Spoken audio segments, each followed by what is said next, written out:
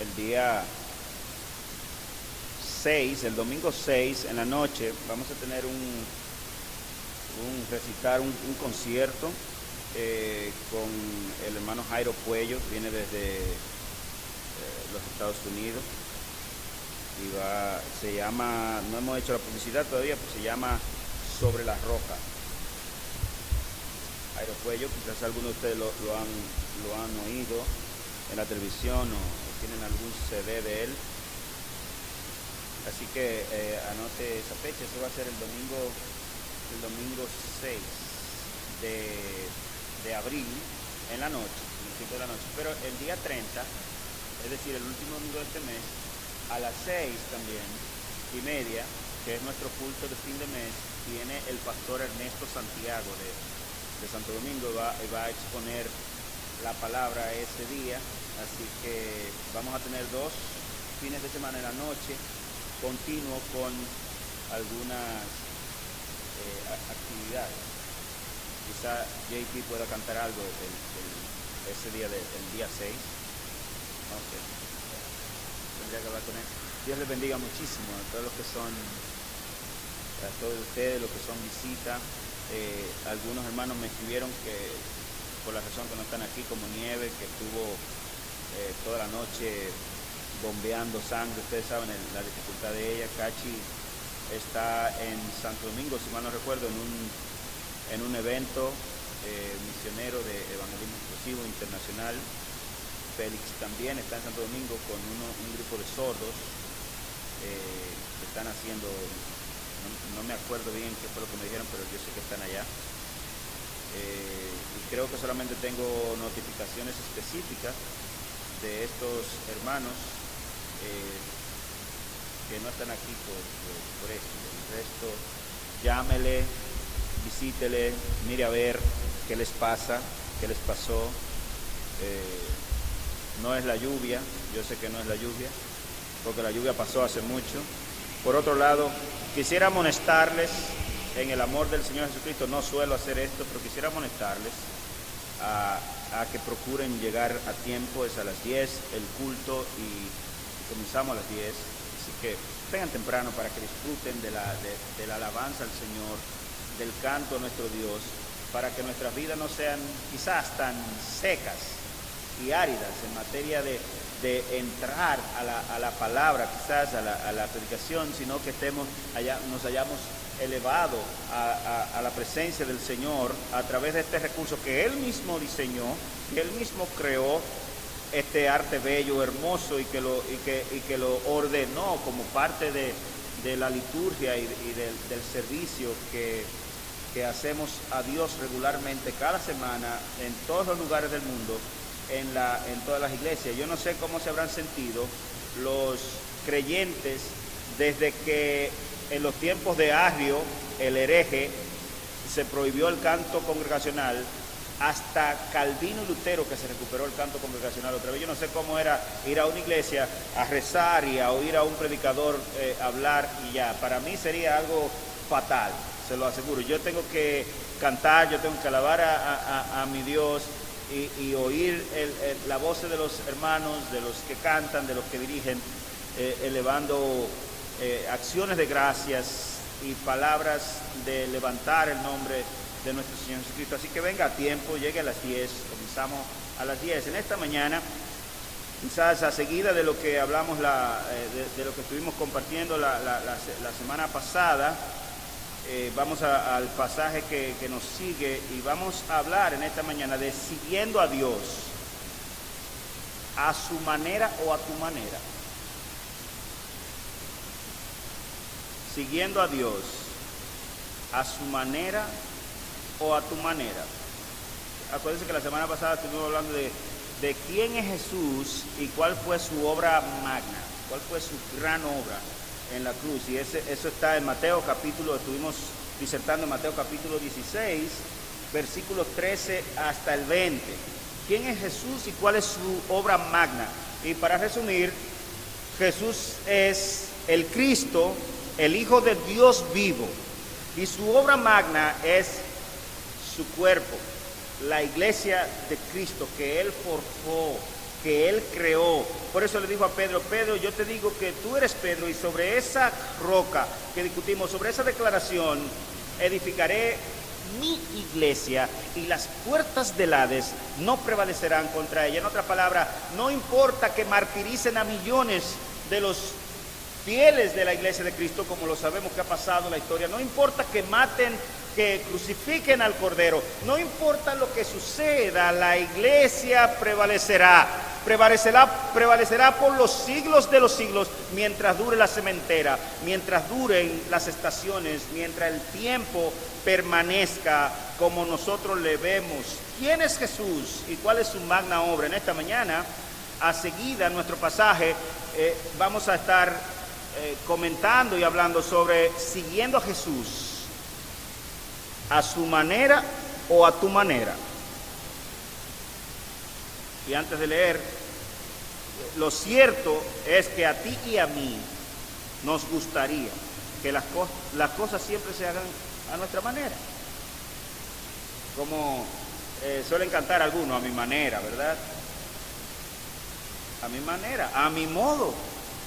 Eso es natural al hombre, eso es una sensación innata del ser humano, que las cosas se hagan como él quiere. Fíjense, un niño, cuando no se hacen las cosas como él quiere, él patalea, llora, se pone, manipula, se estrella en el piso, hace cosas.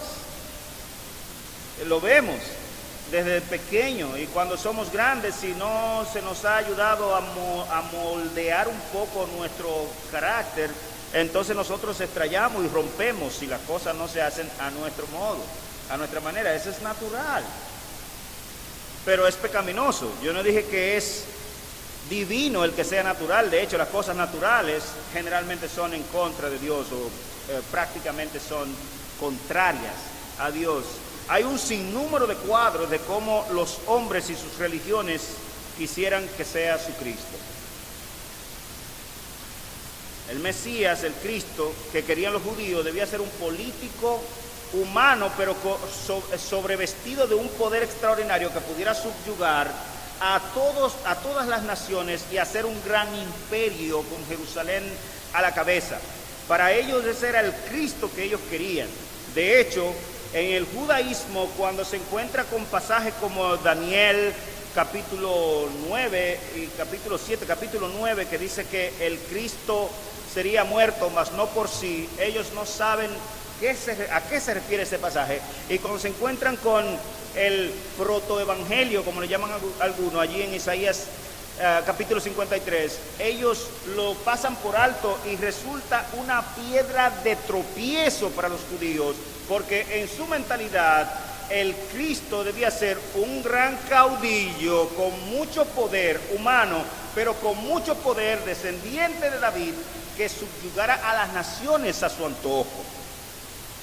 Para los ebionitas, una secta judía de los tiempos de los apóstoles del primer siglo, una secta cristiano-judía, una mezcla de judaísmo con cristianismo, ellos creían en Cristo, pero el Cristo de ellos era insuficiente, porque al Cristo de ellos había que ayudarlo guardando la ley, haciendo obras de justicia para la salvación, obedeciendo a Moisés. Esa es la lucha de Pablo en el libro de los Gálatas, muy particularmente. En otra secta del primer siglo, llamado los gnósticos o el gnosticismo, que por cierto tenemos algunas congregaciones o casas gnósticas, en Bonao hay 3, si mal no recuerdo. Para ellos, que era un sincretismo de filosofía griega, de judaísmo, de cristianismo y de religiones orientales, ellos creían en Cristo, pero el Cristo del que habla la Biblia para ellos era un Cristo aparente, era un Cristo que no pudo haber venido en carne, sino que era una apariencia, porque en su mixtura de creencias, en la mixtura de creencias de ellos, lo que no es espiritual, lo que es material, era inferior, y Dios no podía rebajarse a algo tan inferior y malo. En el caso de ellos pensaban que todo lo que es materia era malo, y Cristo entonces tuvo que venir, pero como si fuera un espejismo. El pasaje, por ejemplo, cuando Cristo desciende donde están los discípulos y le dice a Tomás que venga y toque, y le dice que vea que Él es carne y hueso, eso para ellos es metafórico. Siempre queremos que Cristo sea como nosotros queremos. En nuestro pasaje que vamos a leer, Pedro quería que Cristo, un Cristo que no llevara la cruz, que no sufriera. Cuando Cristo le dice, me es necesario padecer, etcétera, etcétera, Pedro dice, no, que Dios no permita que te acontezca eso. Los musulmanes dicen que Alá salvó a Jesús de la ignominia de la cruz, y que por eso ellos estiman y aman más y respetan más a Jesús, porque Dios no permitió que Jesús muriera en la cruz, sino que lo llevó al cielo. Eso es doctrina fundamental de los musulmanes, que yo creo que el miércoles vamos a estar viendo algo de eso. ¿Cuál es como puedes ver, tanto la religión judía, como los ebionitas, como los gnósticos, como cada individuo, especialmente Pedro en este caso, como los musulmanes, todo el mundo quiere un Cristo a su manera, como ellos lo forjan, como ellos entienden que debe ser el Cristo. El Cristo que el hombre quiere debe ser uno sin sufrimiento y sin cruz. Los hombres nos resistimos a la idea de que Dios haya tenido que someter a Cristo a tal ignominia.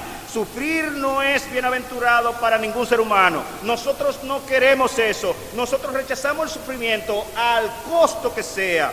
No lo aceptamos. No queremos. Imagínense ustedes entonces qué contradicción sería que Dios mismo sufra. Y yo pregunto, para que vayamos al pasaje, por favor, a Mateo capítulo 16, verso 21, ¿cómo es tu Cristo? El Cristo que tú te has forjado, el que tú sigues, ¿cómo es? ¿A cuál Cristo tú sigues? ¿Al de la Biblia o al tuyo? ¿Cómo te gustaría que fuera tu Cristo? Siguiendo a Cristo, estamos hablando, siguiendo a Cristo, ¿a su manera o a tu manera? Vamos al pasaje, por favor. Mateo capítulo 16, verso 21, un pasaje muy conocido. Yo creo que probablemente no lo sabemos de memoria. Dice, desde entonces comenzó Jesús a declarar a sus discípulos que le era necesario ir a Jerusalén y padecer mucho de los ancianos, de los principales sacerdotes y de los escribas, y ser muerto y resucitar al tercer día. Entonces Pedro, tomándolo aparte, comenzó a reconvenir diciendo, Señor, ten compasión de ti, en ninguna manera esto te acontezca. Pero él, es decir, Cristo, volviéndose, dijo a Pedro, quítate de delante de mí, Satanás, me eres tropiezo, porque no pones la mira en las cosas de Dios, sino en las de los hombres. Entonces Jesús dijo a sus discípulos, si alguno quiere venir en pos de mí, niéguese a sí mismo, tome su cruz y sígame. Yo creo que ese pasaje modela o modelará gran parte de nuestra plática en esta mañana. Verso 24, entonces Jesús dijo a sus discípulos, si alguno quiere venir en pos de mí, niéguese a sí mismo y tome su cruz y sígame. Verso 25, porque todo el que quiere salvar su vida la perderá, y todo el que quiera su vida por causa de mí la hallará. El que pierda su vida por causa de mí la hallará. Porque ¿qué aprovechará al hombre si ganare todo el mundo y perdiere su alma? ¿O qué recompensa dará el hombre por su alma? Porque el Hijo del Hombre vendrá en la gloria de su Padre con sus ángeles, y entonces pagará a cada uno conforme a sus obras. Señor, esta es tu palabra y te rogamos que en esta mañana tú avives nuestros corazones con ella, Señor, que tú hable a tus siervos en esta mañana, Señor, a aquellos que han decidido seguirte según tu manera y no según nuestra propia manera. A aquellos que han decidido no arreglar las cosas al momento de pensar en el Cristo, sino de seguirle sin reserva. Señor, ayúdanos a dilucidar en esta mañana este tema por tu gracia, Señor, con tu Espíritu, Señor, y que no sea nada de los hombres, Señor, sino que sea de ti que venga esta palabra y que podamos poner en perspectiva, Señor, estas doctrinas presentadas aquí, Señor, de una manera clara y de una manera evidente a los corazones de los hombres. También los que han de ver este video en la web, que tú puedas a ellos también, Señor, aclararle tu palabra y restaurarles. Que todo sea hecho para tu gloria, Señor. En los méritos de Cristo te lo rogamos. Amén. Este pasaje es, como le dije, es muy conocido. De manera general, nuestro texto está dividido en 3 movimientos. Jesús, en la primera parte, emite una declaración sobre su futuro inmediato, y Pedro lo toma aparte, lo saca del grupo y de la multitud y comienza a reconvenir con Cristo. Y le dice: no, por favor, sufrimiento no, al Mesías, imposible. Y en el tercer movimiento, verso 24 en adelante, Cristo comienza entonces a hablar con la multitud. Aquí dice que entonces Jesús dijo a sus discípulos, pero cuando tú vas a la versión de Marcos dice que a los discípulos y a la gente que estaba allí. Entonces Jesús comenzó a hablar a la multitud acerca del costo del discipulado, acerca de cuánto cuesta seguir a Cristo. ¿Cuánto cuesta seguir a Cristo? ¿Cómo es que debemos seguir a Cristo? Si al modo que yo creo o al modo que la Biblia al unísono establece. Ese es nuestro punto en esta mañana. Pero recuerden que esto está ligado al pasaje anterior, donde Pedro acababa de declarar quién era el Cristo en esa encuesta que Jesús hizo. Jesús hizo una encuesta y le pregunta a sus discípulos: ¿quién dice la gente que soy yo? Y acuérdense la respuesta, bastante buena, pero dejaba a Jesús como un hombre. Ellos dicen que tú eres Juan el Bautista, otros dicen que tú eres Elías, otros afirman que tú eres Jeremías o alguno de los profetas. Una buena aproximación a Cristo: tú eres el profeta. ¿Se acuerdan, Nicodemo? Señor, sabemos que has venido de Dios como maestro, porque las señales que tú haces no las hace nadie si no está Dios con él. Todos tenían a Cristo y creían que él era un profeta, pero nadie declaraba que Jesús era el Hijo de Dios. Esa declaración no existía en el pueblo, pero en esta ocasión particular, entonces Jesús de manera estratégica le pregunta a ellos: ¿y ustedes quién dicen que soy yo? Y Pedro dice, por revelación de Dios, tú eres el Cristo, el Hijo del Dios vivo. Tú eres el Cristo, el Hijo del Dios vivo. Y esa conversación, entonces Cristo comienza a declarar ahí cuál es el carácter de su iglesia, cuál es el fundamento y el carácter de su iglesia. Y el fundamento de la iglesia de Cristo claramente sabemos que es Cristo. Eso está definido no solamente en la declaración de Pedro, sino en el conversatorio de Jesús con Pedro, allí en los versículos 13 al 20, pero también en el resto del Nuevo Testamento. Y el carácter de esa iglesia es que las puertas del Hades no prevalecerán contra ella. La muerte no podrá contra la iglesia de Cristo. Podrán morir los líderes más sobresalientes, como de hecho han muerto en la historia. Podrá morir quien muera. Podrán asesinar 160,000 creyentes, como pasó el año pasado, mártires de Cristo. Y este año también va a ser 160,000 creyentes, y la iglesia de Cristo prevalecerá. Es decir, en los últimos 10 años han sacrificado 1.600.000 hombres y mujeres por creer en Cristo, y eso es un detonante para que la iglesia siga avanzando. Las puertas del infierno no prevalecerán contra ella. Nosotros sabemos la historia de los mártires de los primeros 5 o 6 siglos de la historia cristiana. Millones de hombres y mujeres asesinados y metidos a la hoguera y a toda clase de padecimiento, y la iglesia de Cristo crecía y se expandía y se expandía. Eso es algo como de loco. Ese es el carácter de la iglesia de Cristo. Y en ese mismo orden entonces Jesús hace una declaración, verso 21.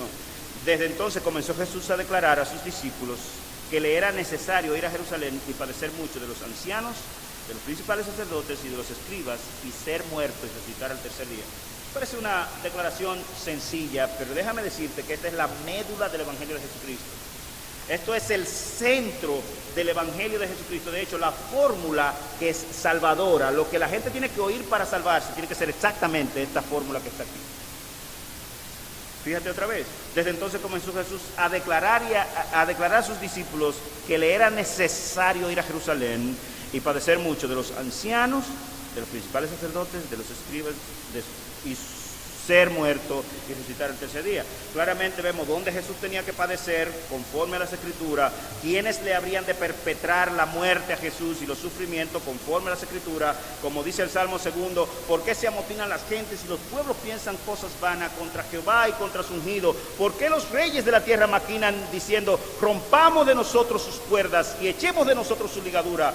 El Señor que mora en los cielos se burlará de ellos, se reirá de ellos. Esa es la declaración en el Salmo 2. Así que a ustedes les cuesta que se rindan a servirle al Hijo, porque se inflama de pronto su ira.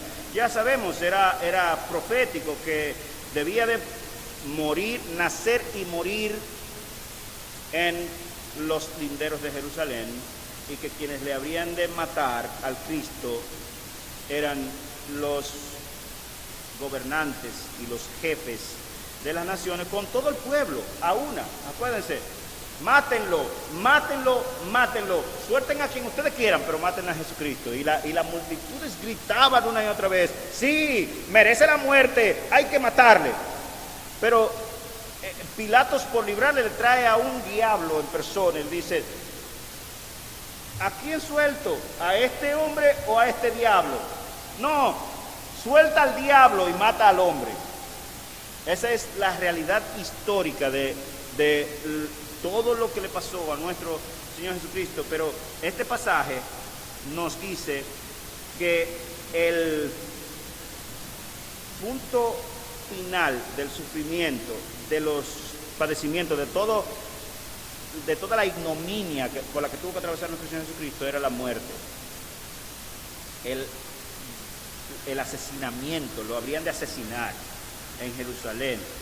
Pero dice el pasaje, el versículo 21 al final, y resucitar al tercer día. Lo que claramente muestra este texto es que nuestro pasaje no se puede separar de lo establecido anteriormente, como les comenté. En esta declaración de Cristo sobre la suerte y destino venidero de su persona, no es recibida por los apóstoles. Fíjense que Pedro de inmediato lo toma aparte, porque como dijimos en la introducción, realmente nosotros nos oponemos a toda clase de sufrimiento, al costo que sea, inclusive al costo de nuestras almas. Nosotros estamos dispuestos a pagar en el infierno el resto de la eternidad, en vez de sufrir en esta vida, en esta tierra. Eso es un problema innato, como decíamos al comienzo. Se trata de una declaración amarga, antinatural, frustrante y dolorosa. Cristo acababa de exponer magistralmente la gloria de su iglesia y de su reino, que estaba fundada sobre la roca y que había de ser de carácter imperecedero, pero ahora viene y dice inmediatamente después que el fundamento de tal reino, Él va a ser asesinado en Jerusalén por los religiosos y los líderes políticos. Imagínense el shock en la mente de aquellos pobres hombres del vulgo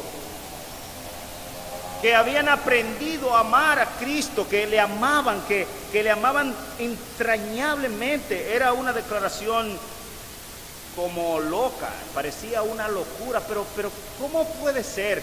Y si usted va a Juan capítulo 14, usted va a ver que por lo que Cristo le acababa de comentar en el pasaje anterior, ellos están tristes y desolados, y Cristo le dice que no se desalienten, que no se desconsuelen, porque Él iba a preparar lugar y morada para ellos. Pero esto es una locura. Tú has dicho que tú eres el fundamento de la iglesia y la iglesia no ha comenzado y ahora tú me dices que vas a morir. Por Dios, Cristo, que no te suceda eso. Cristo se había manifestado poderosamente a sus discípulos, acuérdense. De eso es exactamente que trata todo lo que está atrás en el Evangelio hasta este punto. Cristo había sanado a muchos de toda enfermedad y de toda dolencia. Cristo había resucitado a algunos muertos. Cristo había librado a miles de demonios y de enfermedades de la mente, con casos particulares mencionados, por ejemplo, en Mateo capítulo 8, de aquellos 2 endemoniados de Gadara. Cristo había hecho muchos milagros en frente de sus discípulos y en frente de la gente, inclusive había caminado por las aguas en frente de ellos, había hecho muchas señales y prodigios, había alimentado a multitudes en más de una ocasión, había convertido el agua en vino, se había mostrado su poder ante ellos. Entonces, alguien tan poderoso así, ¿cómo es posible que ahora me diga que él tiene que morir? Que lo van a matar los hombres, si él tiene poder para deshacer las obras del diablo, para decir a la mar, calla y emudece, y a los vientos que se estén quietos, y ellos se quedan quietos. ¿Cómo es que ahora, Cristo, tú nos dices que tú vas a morir? Si tú eres el fundamento. Es desconcertante, Señor. La declaración revelada corroboraba parcialmente con la opinión de todo el pueblo. Apuntaba a un Cristo glorioso y reinante a quien le seguían multitudes, pero ahora declara que él iría a Jerusalén a ser maltratado por los líderes políticos y religiosos del pueblo y moriría asesinado en manos de ellos. Es simplemente insólito e irracional en cuanto a nuestra manera común de ver las cosas. Pero la declaración no quedó allí, aunque Pedro no la notó ni los discípulos. Él dijo claramente, y resucitar al tercer día. Y resucitar al tercer día. Todo lo que Cristo le dijo de los sufrimientos y de la muerte y de los padecimientos hizo que ellos obviaran esta declaración poderosa que es la corona del Evangelio de Cristo. Los discípulos se bloquearon en esa declaración seca, rígida y detallada de Cristo acerca del futuro que le esperaba. Pero ¿qué implica? ¿Qué es lo que se implica en nuestro texto? Esta declaración cruda y amarga desequilibraría a cualquiera, a usted, a mí, a quien sea. Si va a Juan 14, como le dijimos, verá que estaban muy desconcertados, muy tristes los discípulos. Pensemos, es una noticia amarga y dura.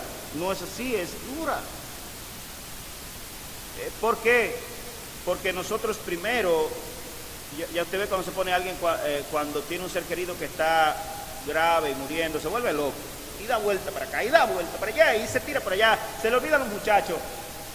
De todo hace para ver cómo él ayuda y colabora con que ese individuo no muera. Eso es natural, eso es algo que nosotros, es algo espontáneo en nosotros. Si es un ser querido, si es un amigo del alma, si es un familiar.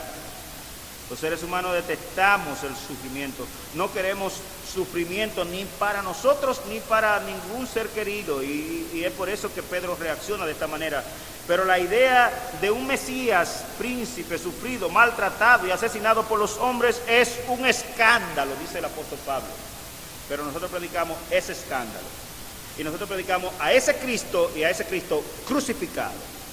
Y nuestro evangelio descansa en ese evento de la cruz de Cristo, que es la cúspide de toda la revelación de Dios, inclusive de la revelación de Dios en su Hijo Jesucristo. Es un escándalo y una piedra de tropiezo, una estupidez a la consideración humana. ¡Qué locura! Piénselo. No estamos hablando de una muerte, de un evento cualquiera. Es de alguien que dice que él va a forjar una institución que se llama la iglesia y antes que comience a él lo van a matar. Pero aquí está el Cristo declarando lo que le sucederá. Y en lo adelante lo declara varias veces a sus discípulos. En el capítulo siguiente, en los próximos 3 capítulos se los recuerda 2 veces más, exactamente igual, para que no les tomara por sorpresa. Pero esto era el mismísimo plan divino. No había otra manera posible para salvar, y este es el foco del Evangelio. Y el objetivo final del ministerio de Cristo no era sanar a mucha gente, ni siquiera caminar sobre las aguas, ni mandar a callar el viento, o dilucidar una extraordinaria sabiduría frente a los que hablaban con él y le preguntaban. El objetivo final, la razón fundamental del ministerio de Cristo era salvar a un gran pueblo mediante su muerte en la cruz, por la paga de él muriendo, pagando por la desgracia de todos. Él que es santo, que es sin culpa, que es Dios eterno, hecho hombre, él morir en una cruz, solamente Dios sabía eso, solamente Dios podía tener un entendimiento perfecto de eso, y es un misterio que había estado escondido por los siglos. Pablo lo presenta como un misterio que había estado escondido, pero que ahora les era revelado a ellos y dado a conocer a través de la iglesia por las edades. Nuestro evangelio es sencillo, nuestro mensaje es único, tiene que ver con la persona de Jesucristo, pero crucificado y resucitado. Eso es lo que este pasaje nos declara. Ese es el evangelio de Jesucristo. El fin del ministerio terrenal de Cristo era pagar el precio para propiciar la ira de Dios, el enojo de Dios contra el pecado y contra los pecadores al mismo tiempo. El propósito del misterio terrenal de Cristo era traer muchos hijos a la gloria mediante el arrepentimiento. El propósito del ministerio terrenal de Cristo era glorificar a Dios con su entrega en rescate por muchos.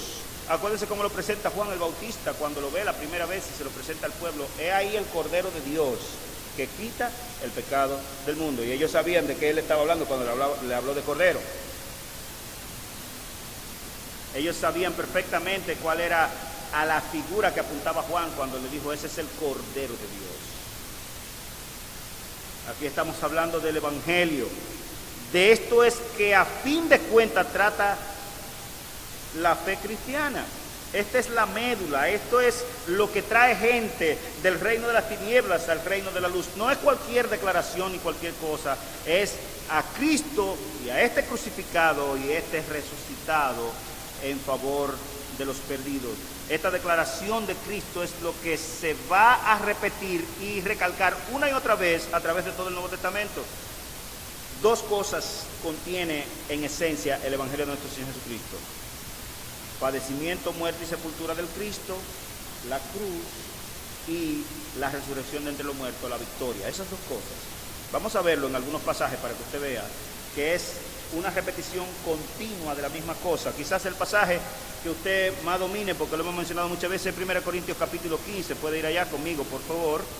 1 Corintios capítulo 15, donde Pablo declara su evangelio, el evangelio que él predicó una y otra vez en todas las naciones. El evangelio que él nos ha predicado, dice: además os declaro, hermanos, el evangelio que os he predicado. Pablo, ¿qué es lo que tú estás declarando? El evangelio. ¿Cuál evangelio? El que yo he predicado, el cual también recibisteis, en el cual también perseveráis. Le está hablando a creyentes que perseveraban en la fe. Versículo 2: por el cual asimismo, si retienen la palabra que os he predicado, sois salvos, si no creyeron en vano. Versículo 3: ¿cuál es este evangelio, Pablo? Dan un resumen para nosotros saber.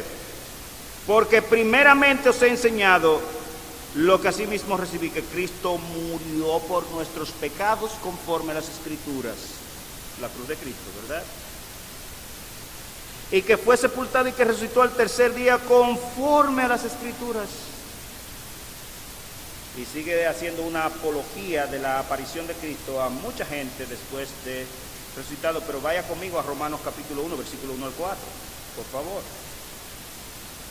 Romanos 1, versículos 1 al 4, también Pablo declarando el evangelio otra vez Y fíjense que Pablo en 1 Corintios 15 dice que Cristo murió conforme a las Escrituras, es decir, había sido lo que Dios había dicho en las Escrituras. Dios había apuntado a esa muerte de Cristo y dice, y que fue sepultado y resucitó al tercer día conforme a las Escrituras. También las Escrituras en el Antiguo Testamento apuntaban a ambos eventos conjugados en una misma persona, y yo creo que Isaías 53 lo modela perfectamente. Pero mire aquí, Pablo, siervo de Jesucristo, llamado a ser apóstol, apartado para el Evangelio de Dios, que él había prometido antes por sus profetas en las Santas Escrituras, la misma cosa, acerca de su Hijo, nuestro Señor Jesucristo, que era del linaje de David según la carne, que fue declarado Hijo de Dios con poder según el Espíritu de Santidad, por la resurrección de entre los muertos, y por quien recibimos la gracia y el apostolado. Claramente, si resucitó era porque había muerto, está implícito la muerte de Cristo aquí. Miren en el capítulo 10, versículo 8, del mismo libro de Romanos, para que usted vea que es el mismo evangelio que se predica una y otra vez a través de todo el Nuevo Testamento. Versículo 8, la última parte dice: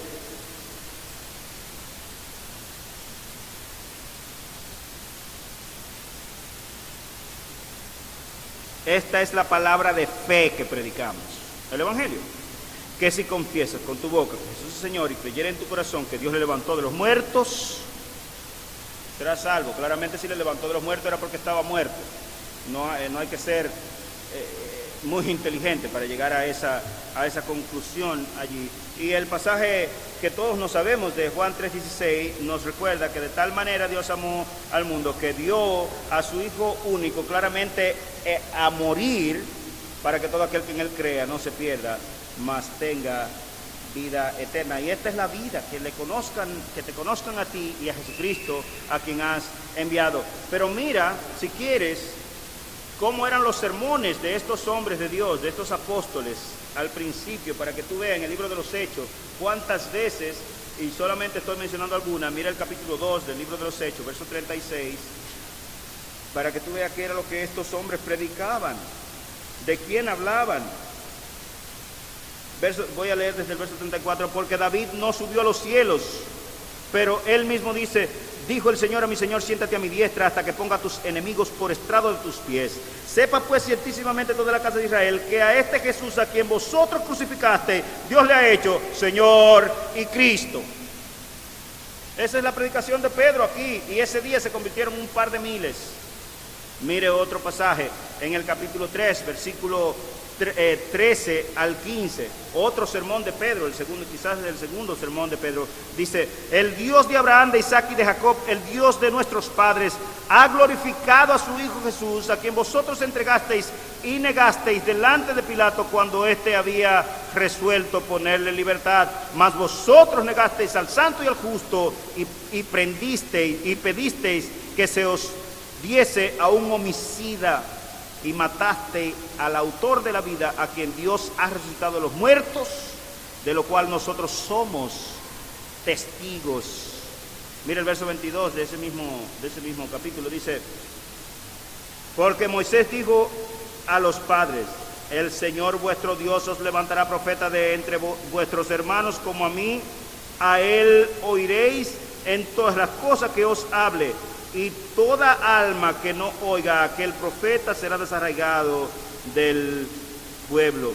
Y todos los profetas desde Samuel en adelante, cuando han hablado, también han anunciado estos días. El mismo evangelio, que Cristo murió y resucitó conforme a las Escrituras. Mira el capítulo 5, versículo 30 también, para confirmar.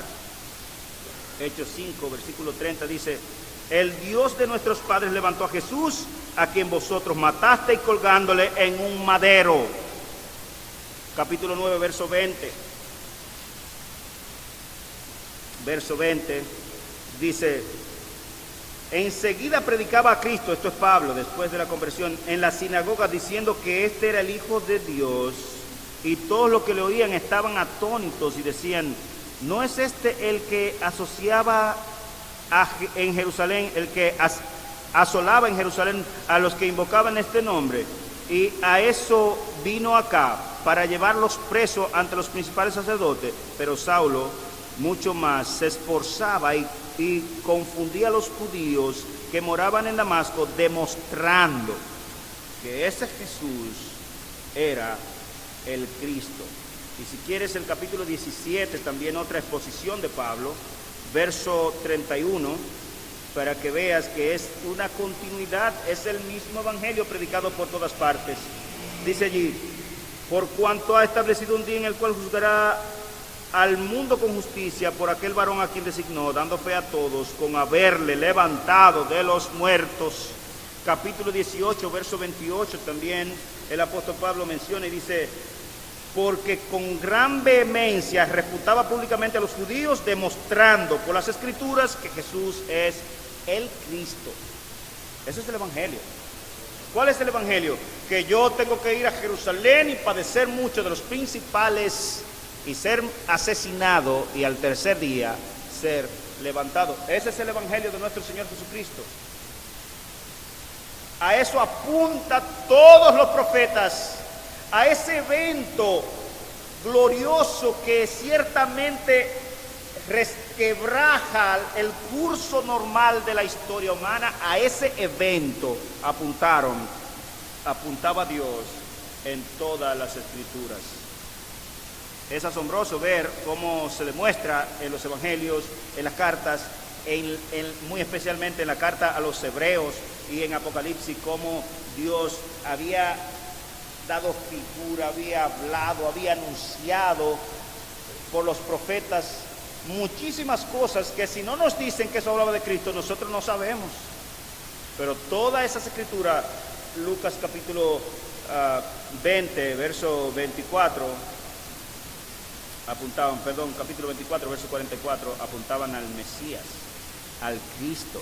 De Él hablaba todas las escrituras. Este es el glorioso evangelio de Jesucristo.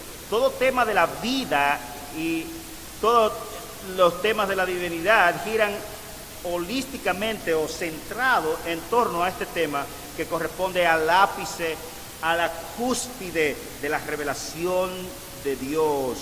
El propósito y el motivo de toda la revelación apuntaba a Cristo y de manera magistral a esta serie de eventos que ocurrieron los últimos días de la estancia de Cristo sobre este planeta, es decir, cuando le mataron y resucitó al tercer día de entre los muertos. Pablo hace eco incuestionable de esta verdad. El mensaje apostólico era la cruz y la resurrección del Mesías conforme a las Escrituras. Mire 1 Corintios capítulo 2, versículo 1 al 5, para que usted vea qué era lo que predicaban. Y Pablo aquí lo está definiendo, él no está dando un sermón, sino que está definiendo qué era lo que él hacía. Dice: así que, hermanos, cuando fui a vosotros para anunciaros el testimonio de Dios,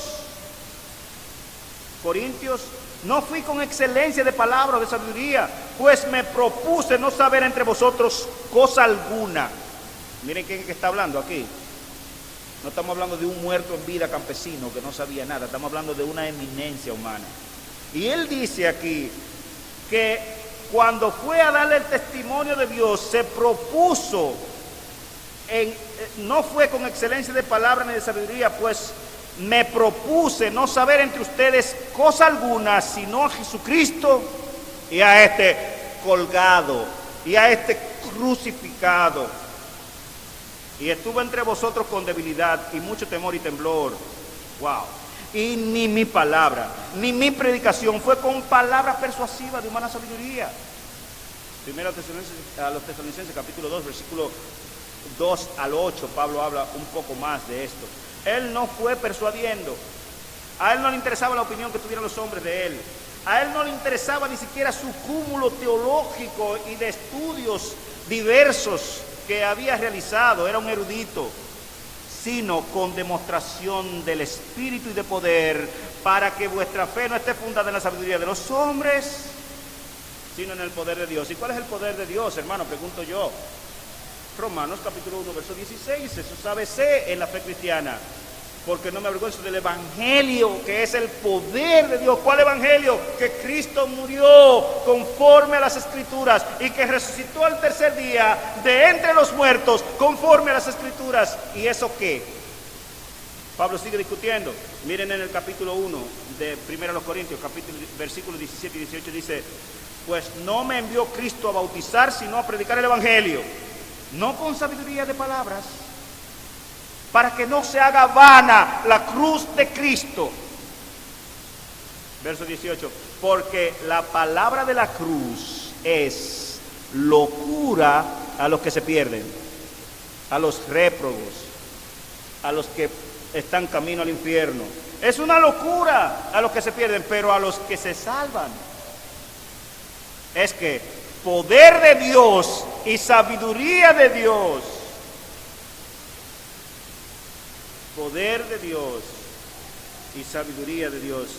Pastor, usted está diciendo que el saber este hecho medular sobre la Biblia es el centro de las Escrituras y que esa es la sabiduría de Dios. Eso es exactamente lo que yo le estoy diciendo. Ni más ni menos.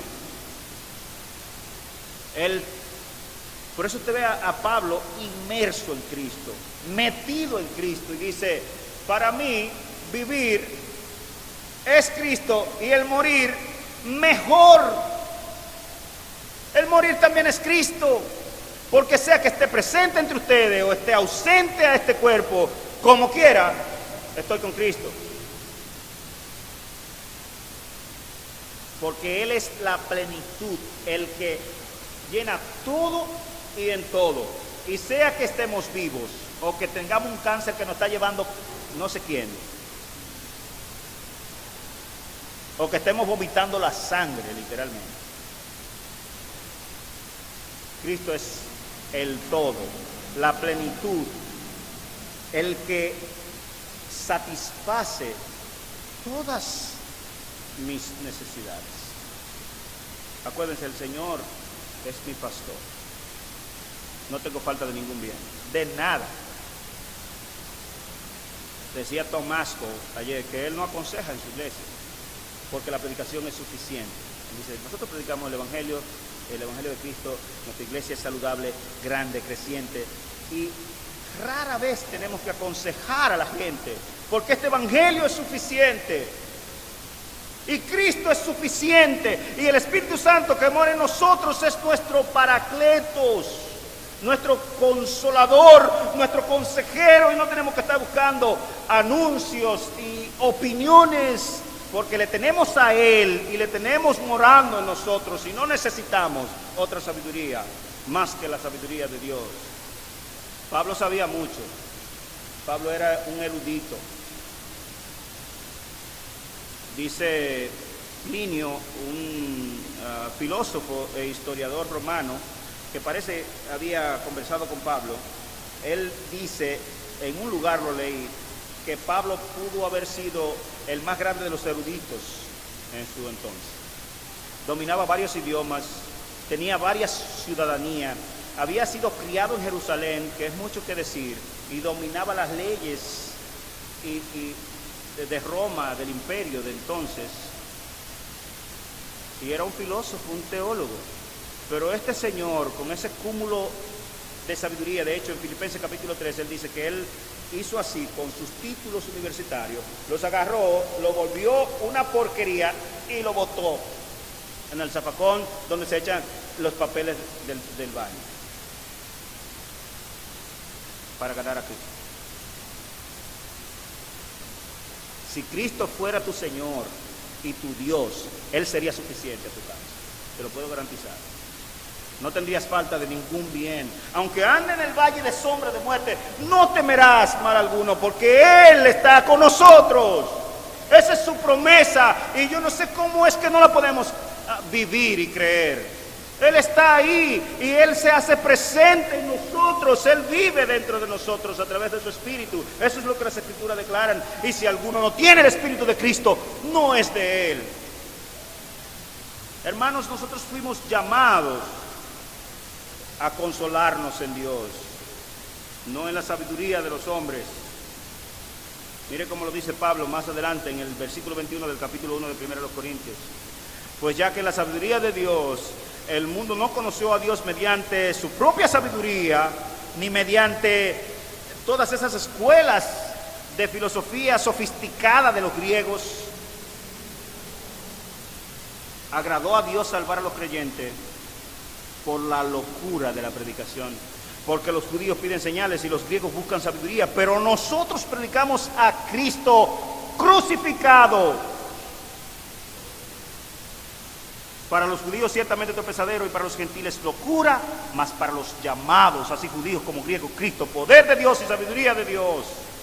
Porque lo insensato de Dios es más sabio que los hombres y lo débil de Dios es más fuerte que los hombres.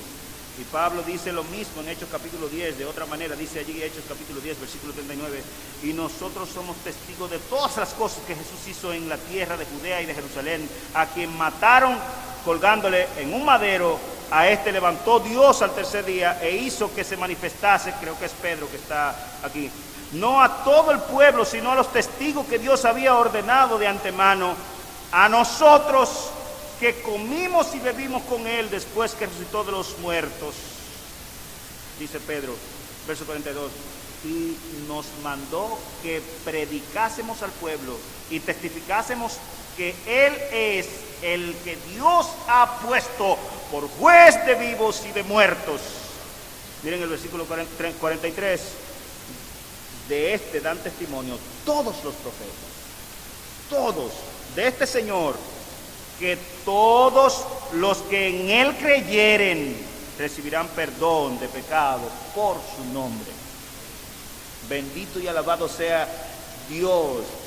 Todos los que en él creyeren, todos recibirán perdón de pecado en su nombre. Aleluya, alabado sea Dios. Hermano, ¿creíste en él? ¿Eres de Cristo?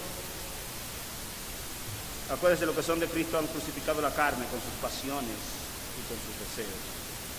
Todo esto es un misterio que había permanecido escondido por las edades antiguas, pero le fue revelado a los santos apóstoles del Señor. Mire cómo lo dice en Gálatas capítulo 3, verso 13. Si puede ir conmigo allá, 13 y 14, dice: Cristo nos redimió de la maldición de la ley, hecho por nosotros maldición, porque está escrito: maldito todo el que es colgado en un madero. Verso 14, para que en Cristo Jesús la bendición de Abraham alcanzase a los gentiles, a fin de que por la fe recibiésemos la promesa del Espíritu de Dios. ¡Qué bendición de Abraham! Que en Cristo es esa bendición de Abraham, para que en Él, por la fe en Jesús, nosotros recibiésemos la promesa del Espíritu. ¿Qué promesa? ¿Se acuerdan de Hechos 1:8? Recibiréis poder cuando haya venido sobre vosotros el Espíritu Santo de la promesa. Poder, ¿y qué es ese poder? Me serán testigos, me serán mártires, dice la palabra griega allí. Ustedes podrán sufrir hasta la sangre por el Evangelio de Jesucristo. Yo pregunto si esta generación sufrirá hasta la sangre por el Evangelio de Jesucristo, si hasta para venir a la iglesia es un problema. Y para llegar a tiempo a la congregación es otro problema. ¿Qué sufrimiento hasta la sangre? Dios mío, están sufriendo.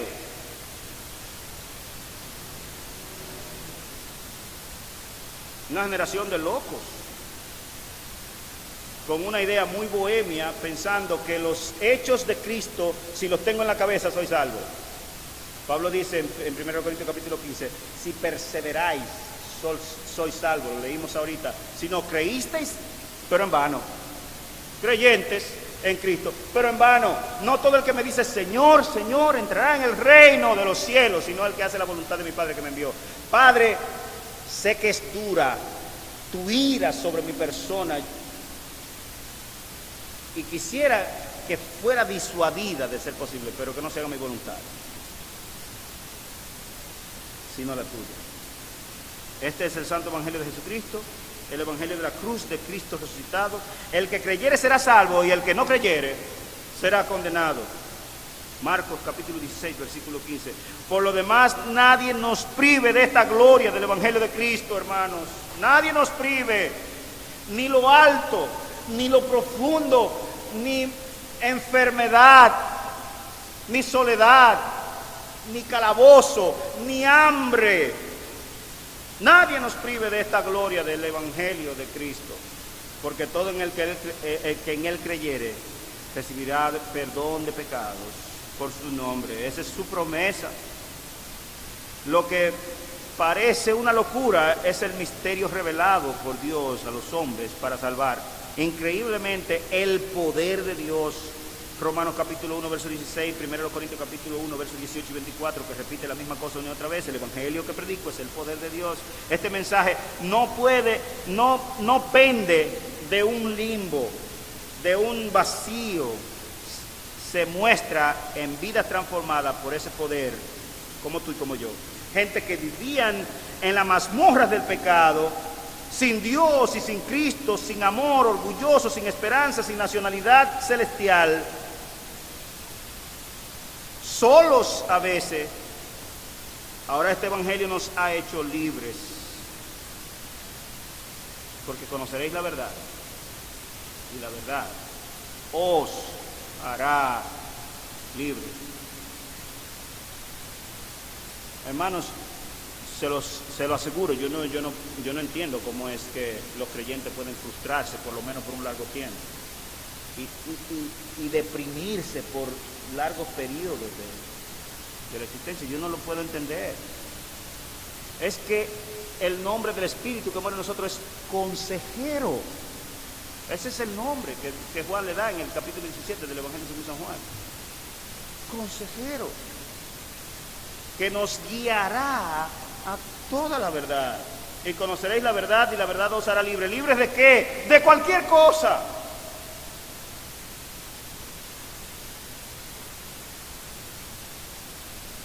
Este señor que está hablando en la mayoría de estos pasajes, hay que ver cómo fue, qué le pasó a este individuo. Es increíble. Cuando usted lee la autobiografía de Pablo, dispersa muy especialmente en 2 Corintios capítulo 11 y Filipenses capítulo 3, entre otros pasajes, es algo impresionante cómo a él no le importaba. En una ocasión iba a Jerusalén, creo que en el capítulo 20 del libro de los Hechos, o 21, y un profeta de Dios le dice, le hace una escaramuza al frente y se encadena y le dice: Pablo, el Espíritu Santo dice a todos aquí, y era verdad eso, que vas a sufrir mucho en Jerusalén y que vas a ser encadenado y en fin. Y él dijo: ¿y quién me privará de esa gloria de padecer por mi Señor Jesucristo? ¿Quién me privará de la misma gloria que tuvo mi Señor de ir a Jerusalén y padecer en Jerusalén por mi Cristo? Ay, ojalá y me pase. Así que, ¿qué importa? Pablo, tienes que ser obediente a la voz del Espíritu. Estoy siendo obediente a la voz del Espíritu. Voy a Jerusalén. Ese tipo parecía loco.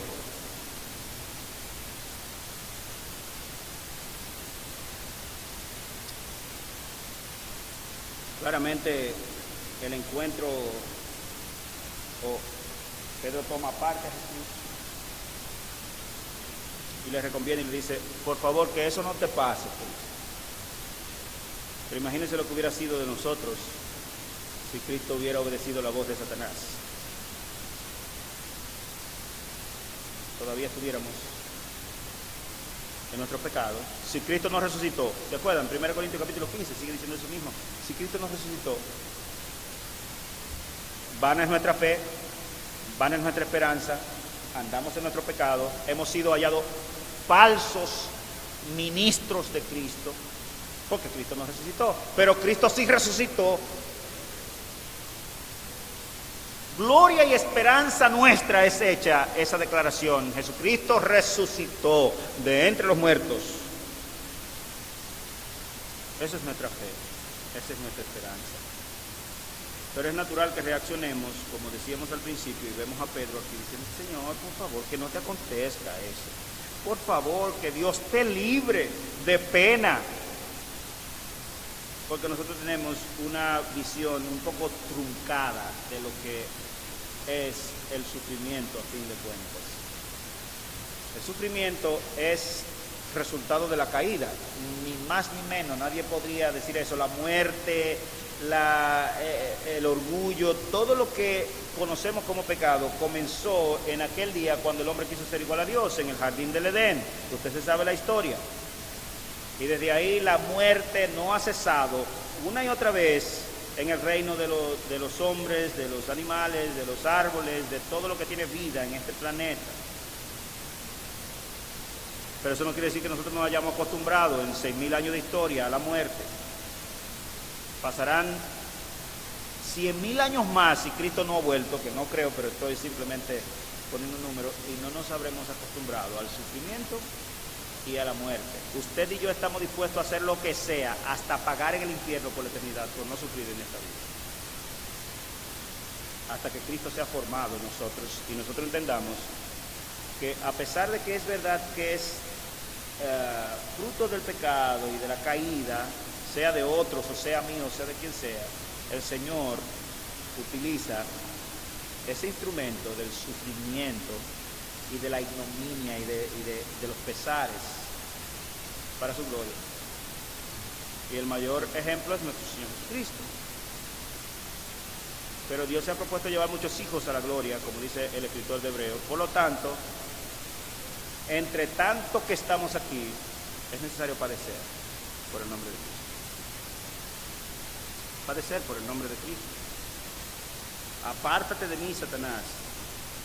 Pero este no es el hombre de quien Cristo había dicho: tú eres Pedro y sobre esta roca edificaré mi iglesia y a ti te daré las llaves del reino de los cielos. Hacía un par de minutos o horas, qué sé yo. El mismo. Pero no veamos aquí una posesión satánica. El pasaje no apunta a eso. El pasaje apunta a lo mismo que apunta el pasaje anterior, cuando Cristo le dice: sobre esta roca edificaré mi iglesia. Él no está diciendo que Pedro es la roca, sino lo que Pedro dijo. Aquí lo que Pedro dijo es la voluntad del diablo, que el Cristo no muera, que el Cristo no padezca, es más, que el Cristo ni siquiera viniera. Acuérdense lo que sucedió al principio en el nacimiento. Satanás quería que Cristo desapareciera. No quería que naciera ni siquiera. Ese es el deseo del diablo y es el mismo deseo de los hombres, que Cristo no sufra. Queremos un Cristo como lo quieren las otras religiones, como los musulmanes, ¿verdad? Nosotros estimamos más a Cristo que los cristianos, se dan el lujo de decir, porque en nuestra fe Dios se llevó a Cristo y no permitió que fuera a la cruz, pero en la nuestra Cristo fue a la cruz. Fue a la cruz porque era el único remedio, porque sin derramamiento de sangre en la mente de Dios no hay perdón. Quisiera cerrar, vamos a concluir el mismo tema la semana que viene, pidiéndote que te enfoques por un momento en esta declaración tan ordinaria, si pudiéramos decirlo así. Es necesario que yo vaya a Jerusalén y que padezca mucho de los sacerdotes, de los principales y de los políticos, de los líderes del pueblo, y que sea muerto y que resucite al tercer día. Ese es el evangelio de nuestro Señor. Ese es el evangelio que predicaban los apóstoles. Ese es el evangelio que predicamos aquí. Y ese evangelio, hermanos, es el poder de Dios que cambia vidas. Si crees a ese evangelio, te lo aseguro, verás una vida cambiada. Esa es nuestra única propuesta, no tenemos otra propuesta, no hay más. ¿Creíste tú en ese Cristo crucificado y resucitado entre los muertos al tercer día? Si confiesas con tu boca que Jesús es Señor, Romanos capítulo 10, versículo 9, y cree en tu corazón que Dios le levantó de los muertos, serás salvo. Todo el que en Él creyere será perdonado. Esa es la declaración del evangelio de nuestro Señor.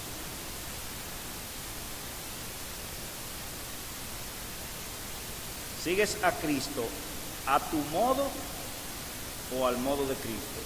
Vamos a completar esta ponencia la semana que viene, pero yo quería ser abundante en que esto no es una simple declaración que aparece en el pasaje, sino que es la médula, el centro de la fe cristiana. Y solamente en ese fundamento se salvan los hombres. No hay otro evangelio. No hay más evangelio. Y cualquiera que predique otro evangelio diferente, el tal sea maldito. No hay otro evangelio. Yo pregunto ahora, cerrando en esta mañana, ¿ese es el evangelio que tú has recibido? ¿Ese es el evangelio que tú has oído? ¿Ese es el evangelio en el que tú has creído, en el cual has puesto tu fe y tu confianza? Es en ese Cristo crucificado y resucitado al tercer día que da poder, que transmite su espíritu a todo aquel que en él creyere, que crea en ese Jesús, en ese Cristo crucificado y resucitado, y que es suficiente. Si no has creído en él, yo quisiera orar en esta mañana. También los que nos ven por la web tienen. Yo quisiera orar, y si tú no has tomado una decisión de seguir a ese Cristo, de rendirte a él, de reconocerle a él como la fuente de toda la sabiduría y de todo poder, como la verdad, la única verdad eterna que no prevalecerá por los siglos de los siglos, que estará firme, cual firme cimiento por las edades, y es que Cristo murió por nuestros pecados conforme a las Escrituras y que resucitó al tercer día conforme a las Escrituras. Ese es el Cristo en quien has depositado tu fe y tu confianza. Ese es el Cristo que mora en tu vida. Él es el Cristo en quien has creído. Yo quisiera orar, y si no estás seguro si ese es el Cristo en el que tú has creído, o si nunca ni siquiera habías pensado en esto, este es un buen momento para rendirle tu alma y tu vida y todo tu ser a Cristo. Señor, hemos estado delante de tu presencia en esta mañana con un tema tan glorioso. Cuán bella esta historia, Señor. Cuán hermosa historia, una historia verdadera. Verdadera no solamente porque lo declaramos, pero porque tú has hecho una gran obra en nosotros, Señor. Como dijo el apóstol Pablo en la misma ciudad de Corintio, que él había venido a ellos con poder y sabiduría de Dios. Y el poder y la sabiduría de Dios eran esas cartas abiertas que estaban allí en Corintio, que eran almas, vidas, hombres, mujeres cambiadas. Algunos que habían sido ladrones, algunos que habían sido homosexuales, algunos que habían sido prostitutas, que habían sido idólatras, que habían vivido con avaricia en su corazón, que habían hecho toda clase de transgresiones y pecado en contra de Dios. Y este evangelio les puso en el camino correcto. Esa era su carta de presentación. Señor, que esa sea nuestra carta de presentación. Ese poder de Dios que cambia vidas. Gracias, porque una declaración tan ordinaria en la mente humana no puede cambiar nada. No puede producir esa transformación tan grande que tú has producido en muchos en el mundo, Señor, a través de la historia. Gracias por haber enviado a Jesucristo y padecer por nosotros en la cruz. Gracias por ese evangelio, gracias por ese mensaje de redención tan poderoso, Señor. Gracias por haberme transformado a mí, Señor, y haberme sacado del mundo maldito en el que me encontraba, en los caminos del error, aún siendo pequeño. Tú fuiste bueno.